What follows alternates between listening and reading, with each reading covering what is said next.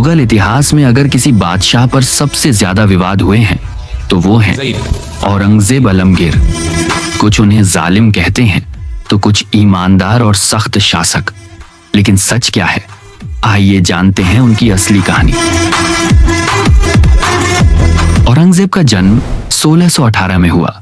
वो शाहजहां के बेटे थे, लेकिन गद्दी पाना आसान नहीं था। उनके भाई दारा शिकोह, शुजा और मुराद भी ताज के दावेदार थे। कठिन जंग और संघर्ष के बाद 1658 में औरंगजेब ने दिल्ली का तख्त संभाला। औरंगजेब ने लगभग 50 साल तक राज किया, जो किसी भी मुगल बादशाह का सबसे लंबा शासन था। उनके समय में मुगल सल्तनत सबसे विशाल हुई, उत्तर में कश्मीर से लेकर दक्षिण में दक्कन तक। औरंगजेब बेहद सख्त इंसान थे। वो शाही खजाने से तनख्वाह नहीं लेते थे, बल्कि कुरान लिखकर और टोपी सीकर अपनी रोजी कमाते थे। इतना ही नहीं, उन्होंने अपने बच्चों को भी सादगी से जीने की सीख दी। उन्होंने शरीयत कानून लागू किए। कई बार मंदिरों को तोड़ने और धार्मिक फैसलों पर उनकी आलोचना हुई, लेकिन यह भी सच है कि उनके शासन में बहुत से हिंदू राजाओं को ऊंचे ओहदे मिले, जैसे राजा जयसिंह और राजपूत सरदार। इतना बड़ा बादशाह होते हुए भी औरंगजेब ने कभी ऐशो आराम की जिंदगी नहीं चुनी। वो अपने हाथों से सिला हुआ कपड़ा पहनते, साधारण खाना खाते और जमीन पर सोते थे।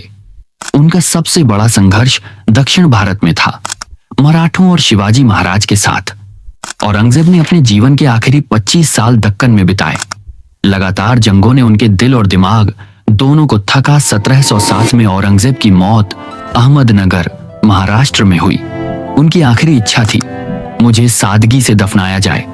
आज भी उनका मकबरा महाराष्ट्र के खुल्दाबाद में है, जहां वो बिना किसी शाही शानो शौकत के दफनाए गए हैं। औरंगजेब की जिंदगी हमें ये सिखाती है कि ताकत और दौलत से बड़ा है ईमानदारी और अनुशासन।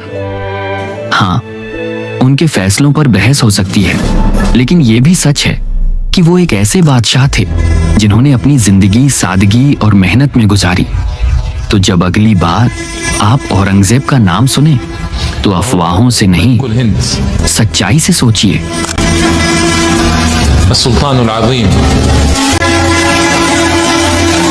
औरंगजेब आलमगीर।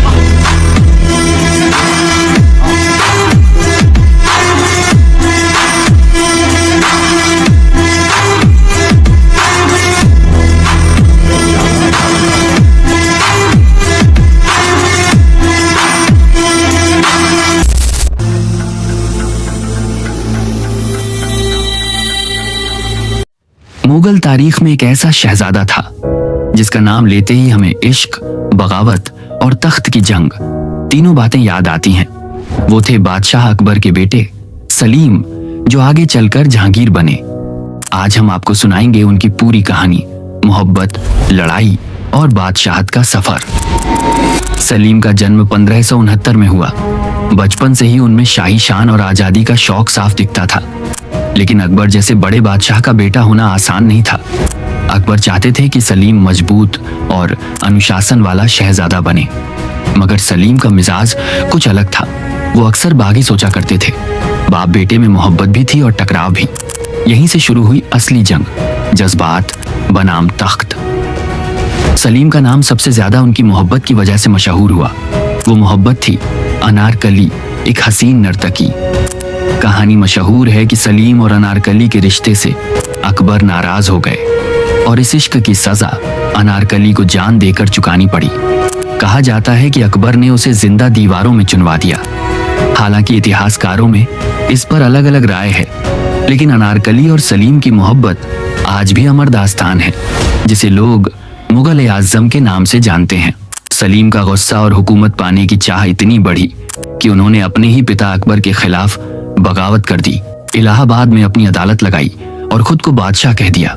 लेकिन अकबर की ताकत के सामने सलीम टिक न पाए। आखिरकार तलवार नहीं बल्कि रिश्ते ने काम किया। बाप बेटे में सुलह हो गई और सलीम वापस दरबार में लौट आए। 1605 में अकबर का इंतकाल हुआ और फिर सलीम दिल्ली के तख्त पर बैठे, बादशाह जहांगीर के नाम से। जहांगीर का दौर कला और अदब के लिए याद किया जाता है। उनके जमाने में चित्रकला, शायरी और इमारतें नई ऊंचाइयों तक पहुंची। लेकिन उनकी जिंदगी शराब और नशे की वजह से भी बदनाम रही।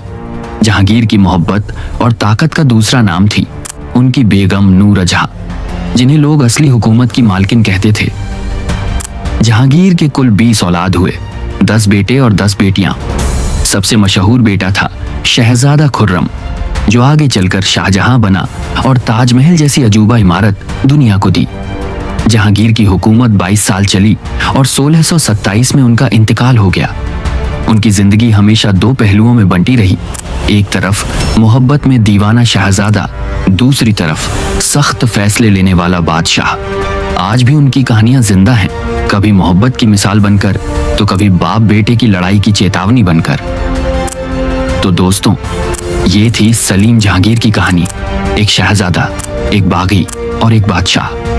अगर आपको ये किस्सा अच्छा लगा हो तो चैनल को लाइक और सब्सक्राइब जरूर करें।